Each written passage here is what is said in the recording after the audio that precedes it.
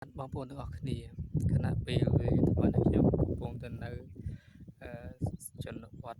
ស្រុកស្រែអឺមកមកលេងព្រៃហើយក៏បានឃើញ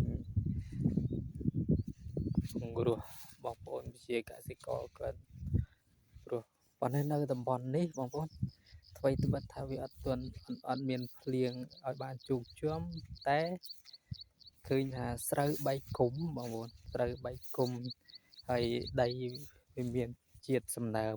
ច្រើនជាងនៅខាងតំបន់ខ្ញុំបើតំបន់ខ្ញុំអត់ទេបងប្អូន